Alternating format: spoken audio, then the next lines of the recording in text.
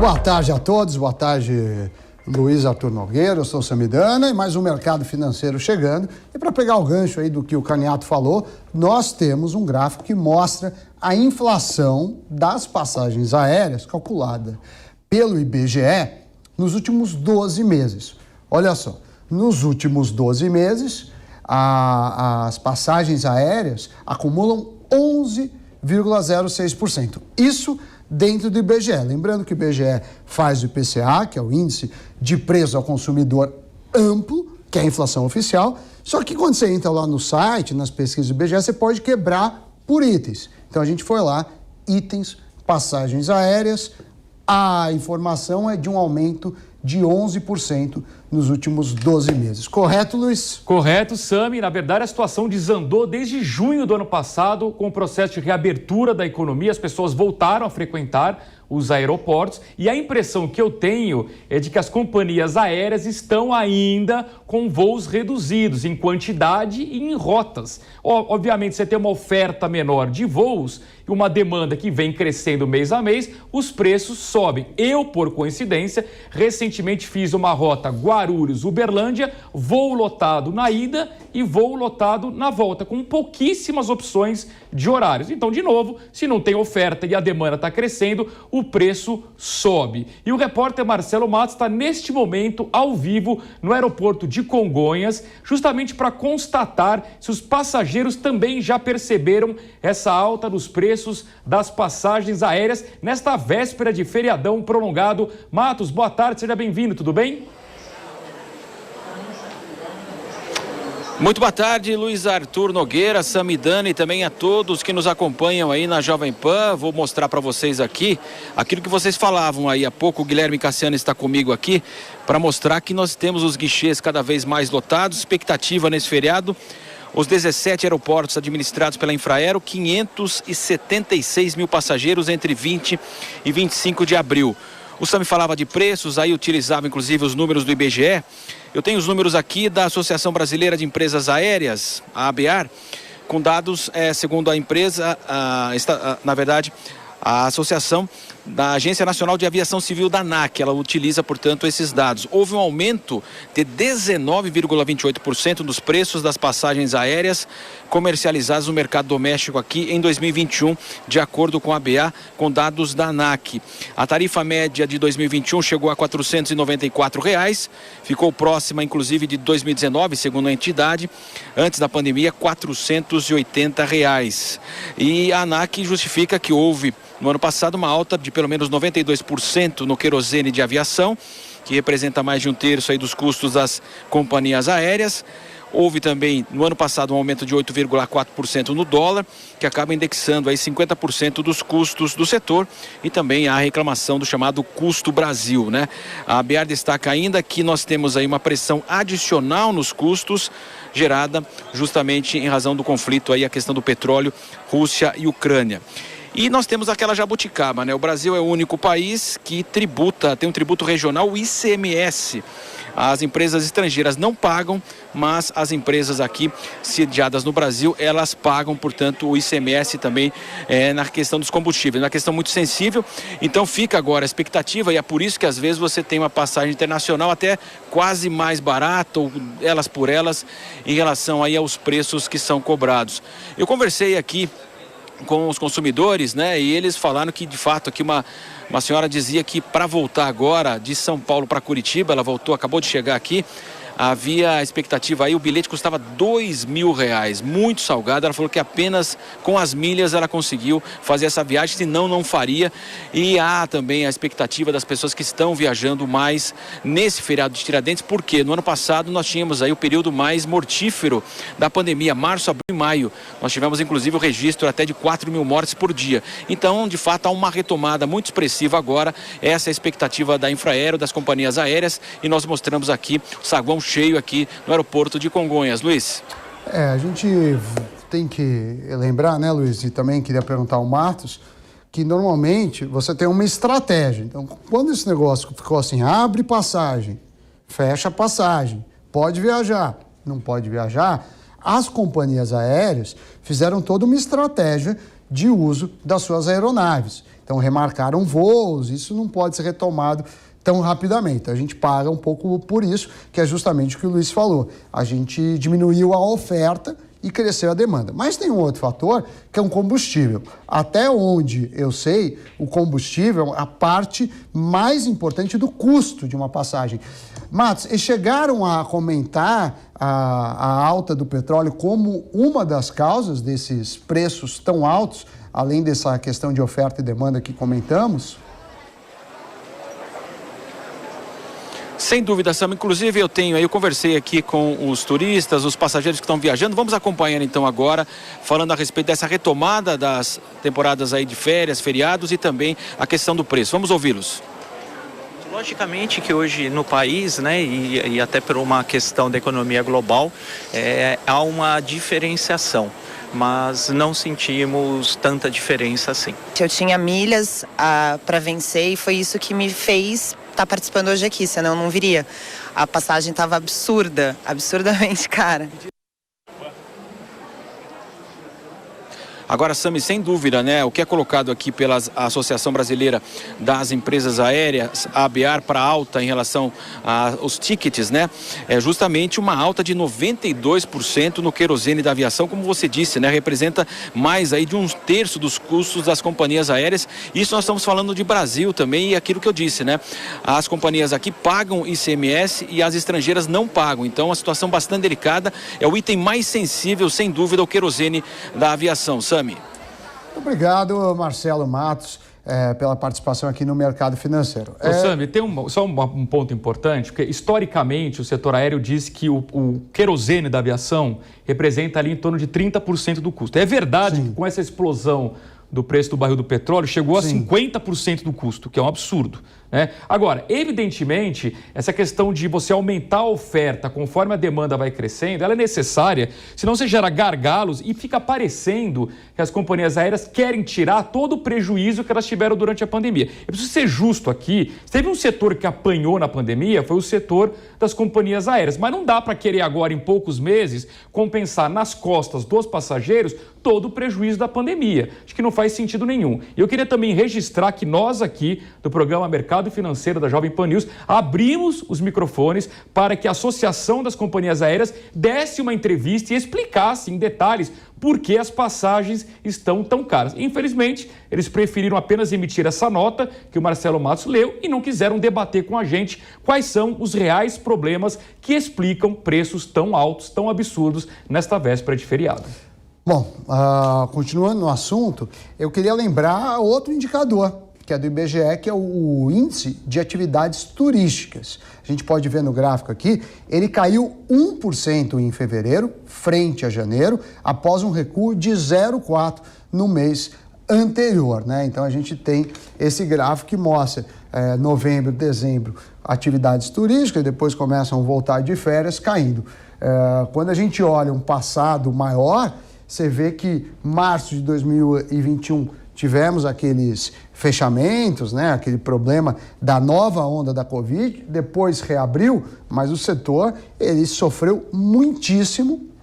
E aí a gente precisa pensar um pouco nisso, né? Oferta, demanda, concorrência, senão a gente vai sentir no bolso. O que eu sei é que as passagens aéreas, principalmente para o exterior, então são pessoas com um poder aquisitivo maior, subiram também e muito, né? Primeiro porque o real, apesar de estar indo bem contra o dólar neste ano, desde o início da pandemia, perdeu o valor frente ao real. E segundo, você tinha uma demanda reprimida, né? Principalmente quem queria viajar a passeio, que ficou segurando, aí liberou, está viajando agora. Então, a gente ainda vê uma acomodação do setor, mas nessa acomodação, infelizmente, muitas empresas quebraram, muitas empresas não conseguiram aí se restabelecer.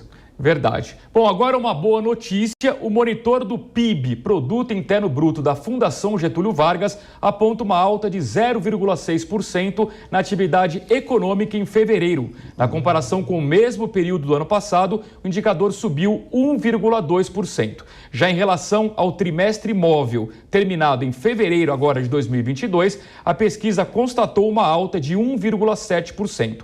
Apesar do saldo positivo visto no segundo mês deste ano, a pesquisa ressalta que a base de comparação é muito baixa, dado que em janeiro a economia havia retraído 1%, segundo cálculos da Fundação Getúlio Vargas. Em outras palavras, este ano agora de 2022 é um ano de baixo crescimento, é um ano de pibinho, a gente vem dizendo aqui no mercado financeiro, é um ano de crescimento ali em torno de 0,5%, 0,8%. Dificilmente nós teremos uma surpresa muito mais positiva do que essa, concorda, Sami? A gente tem olhado nesse sentido, né? Começou o ano com gente falando em zero, até negativo. Agora a gente vê uma melhora, mas ainda está longe aí dos pares e do ideal. Então, a gente tem algumas coisas, né? Por exemplo, dados positivos, como a alta nas vendas do varejo, o aumento dos preços das commodities e a liberação do FGTS tem ajudado a reestimar. A própria guerra da Rússia, ela faz com que o Brasil fique numa comparação vantajosa frente a outros países. Prova disso é o gráfico que eu vou mostrar agora. O FMI, ontem a gente soltou uma parte da nota, depois à noite veio o relatório revisando não só a economia brasileira, mas todos os países. Tinham um relatório inicial de janeiro, fizeram o de abril. Então, como a gente falou ontem, saiu de 0,3 nessa revisão, foi para 0,8 na contramão dos demais países. Só que vamos ver o que aconteceu. Então, com isso, a economia mundial, que cresceria 4,4%, está previsto 3,6% esse ano, então vermelhinho esse ano, e 3,6% ano que vem. Isso é a média do mundo. Países desenvolvidos. Países envolvidos geralmente crescem menos, até porque já são ricos. 3,3% é a nova previsão e 2,4% para o ano que vem. Países emergentes, da qual o Brasil faz parte. Então é Índia, China, África do Sul, por aí vai. 3,8% para esse ano, 4,4% para o ano que vem. E o Brasil, 0,8% para esse ano, 1,4% para o ano que vem. Então, a gente aí teve alguns estímulos, teve uma melhora, mas enquanto não enfrentarmos os nossos problemas, que são reformas estruturais, reforma tributária, administrativa, cuidar das contas públicas, isso não vai acontecer. Digo ainda, Luiz, que isso não é um problema deste governo. Se a gente pegar nas últimas décadas, o Brasil cresceu só 1%. Se a gente pegar países emergentes, estão crescendo 3%, 4% há muitos anos, há muitas décadas, né? Por ano, há muitas décadas. Então, preocupa. Nesse outro... aí eu peguei o relatório inteiro. Eu peguei o relatório inteiro do FMI, que é o panorama mundial econômico, né? Lembrando que estão nesse evento, no panorama está o FMI, está o Paulo Guedes em Washington, está o Banco Mundial, por aí vai. Então, tinham 164 países. O Brasil ficava na 11ª posição do pior, ou seja, ficava na rabeira. Mas aí tem muitos países pequeníssimos, como Fiji, Santa Lúcia. Então, eu fiz um recorte das 40 maiores economias. Então, a gente tem esse gráfico que não são 40, porque o Irã não tem dados. O Irã não passou os dados, então são 39. Nesse, o país que mais vai crescer em 2022 é a Índia, seguido por Arábia Saudita, seguido por Filipinas, Colômbia, Malásia e Indonésia. Ali são os 6 primeiros. Quando a gente olha o Brasil, de 39 países, o Brasil fica na 37ª posição. Vou pedir o outro gráfico que mostra do pior para o melhor. Aí fica claro, o pior país é a Rússia em crescimento, acho que vão trocar o gráfico, que é o próximo gráfico. O pior é a Rússia, que tem 8,5% de queda, depois Hong Kong, e aí vem o Brasil na 3ª colocação, Luiz. Bom, resumo da ópera, Sami. O Brasil está se descolando do mundo de forma negativa, vai crescer menos que a média do mundo, vai crescer menos que a média dos emergentes, Ou seja, não é um quadro positivo nem neste ano, nem no ano que vem. Como o Sami bem destacou, ou a gente cuida com carinho dos nossos problemas, faz uma reforma tributária bem feita, não é essa que estava sendo proposta pelo Congresso Nacional, que é aumentar a carga tributária, o que é algo surreal, faz uma reforma administrativa para enxugar o tamanho do Estado, para quem sabe no futuro a gente possa reduzir a carga de impostos, dando protagonismo para o setor privado. Quem faz o país crescer é o setor privado, não é o setor público, embora alguns economistas mais de esquerda insistam que o governo tem um papel importante para fomentar a economia, balela, o governo atrapalha a economia, o governo não faz o país crescer, governo nenhum gera emprego, o máximo que os governos fazem é inchar a máquina pública, cujo custo sobe e nós, contribuintes, pagamos. Ou seja, ou o Brasil cuida desses problemas, melhora a infraestrutura, reduz custo de energia, que foi o assunto que tratamos ontem aqui no mercado financeiro, ou o Brasil vai continuar sendo o patinho feio do mercado financeiro. Aliás, Sami... Eu queria só fazer um complemento, que isso é uma previsão do FMI. Em alguns anos, principalmente durante a pandemia, o FMI errou muito com o Brasil. A gente cresceu bem mais. A gente ficou na média dos países, porque pela previsão do FMI, a gente ficaria lá na rabeira. O FMI às vezes erra, esse não é o último relatório que eles fazem, tem um que deve sair em setembro ou outubro, a gente vai acompanhar. Mas, de qualquer forma, se a gente descolar do FMI e olhar o que o Itaú está falando, o que o Bradesco está falando, o que as corretoras, as instituições financeiras... Está mais ou menos nessa linha, né? Então, assim... O Itaú falava em queda de 0,5%. No começo do ano, acho que hoje não mais. Mas precisa de reformas estruturais. Vamos para as bolsas, Luiz? Vamos, então. Por falar em patinho feio, eu estou com a impressão, Sami, queria ouvir sua análise, o Brasil deixou de ser o queridinho do mercado. O que está acontecendo que o Ibovespa cai quando o mundo inteiro está subindo? Não, o que acontece é o seguinte, a gente pode ver aí a maior parte dos indicadores subindo e o Ibovespa em queda. O que se deve à queda de hoje é justamente as ações da Vale.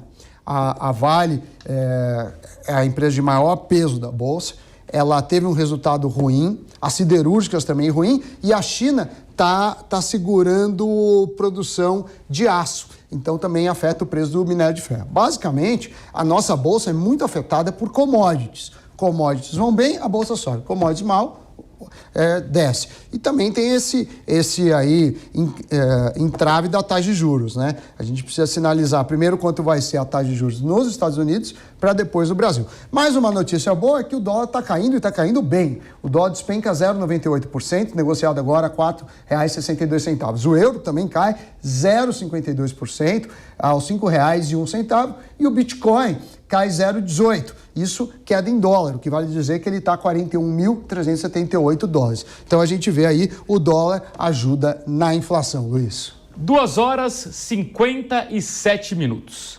Um assunto que a gente vem tratando há várias semanas aqui no mercado financeiro é sobre a greve da elite do serviço público, que, aliás, não está satisfeita nem com o reajuste prometido de 5% pelo governo federal. Os servidores do Banco Central, pelo menos, suspenderam temporariamente essa greve durante 2 semanas. As informações chegam agora de Brasília com a repórter Paola Cuenca. Os servidores do Banco Central decidiram suspender a greve pelas próximas 2 semanas até o dia 2 de maio. Isso porque eles tiveram algumas confirmações por parte do presidente do Banco Central, Roberto Campos Neto, como a confirmação de que será feito um reajuste linear de 5% para todo o funcionalismo público, algo que já havia sido sinalizado pelo presidente da República, Jair Bolsonaro, nos bastidores em Brasília. Além dessa confirmação, Roberto Campos Neto também se comprometeu a marcar uma reunião entre o ministro-chefe da Casa Civil, Ciro Nogueira, e os grevistas, para que as negociações possam avançar.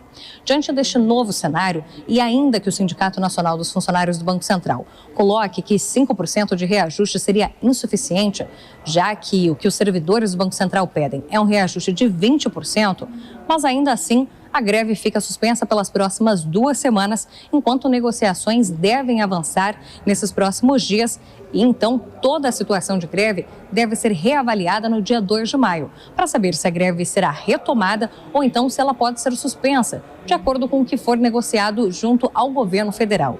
Além disso, nesse período, nessas próximas 2 semanas, os funcionários, apesar de suspenderem a greve, vão continuar trabalhando com paralisações no período da tarde, assim como já acontecia desde o dia 17 de março, antes da greve ser de fato iniciada no dia 1º de abril. Das 2 às 6 horas da tarde, os funcionários funcionários cruzam os braços. E no período em que eles estiverem trabalhando, será adotada a operação padrão, o que significa um ritmo de trabalho mais desacelerado. Ainda assim, o Banco Central tem a expectativa de que, nesses próximos dias, diversos relatórios econômicos e financeiros que estavam sendo liberados com atraso possam voltar à sua normalidade, adotando a pontualidade que antes era cumprida. De Brasília, Paola Cuenca. Ainda bem, né? A gente está sem relatórios e informações sobre a economia brasileira, que são relatórios do Banco Central, já faz tempo, e isso, obviamente, também prejudica investimentos, porque aí você fica sem um sinalizador. Agora, o último assunto que eu queria destacar, Luiz, a Netflix perdeu 200 mil assinantes no mundo, aí o pessoal falando que vai perder 2 milhões, está todo mundo desesperado. As ações que a gente tem aqui na tela fecharam ontem a $350. Hoje, elas caíram 35,36% até esse momento, estão por $225. Aí fica essa história, lembrando que a Netflix pode ser comprado pela Bolsa, né? Você tem os BDRs, certo? Certo, Sam. Então vamos encerrar por hoje. Eu queria só registrar nesse encerramento que hoje, 20 de abril, é aniversário do meu filho, Arthur. Parabéns, Arthur. Beijo, 9 anos. Arthur, que já estuda a economia. Agora, precisamos agradecer a audiência. Amanhã é feriado, mas nós estaremos aqui no mesmo bate-horário, que é às 14h40, e desejamos aí uma boa tarde a todos.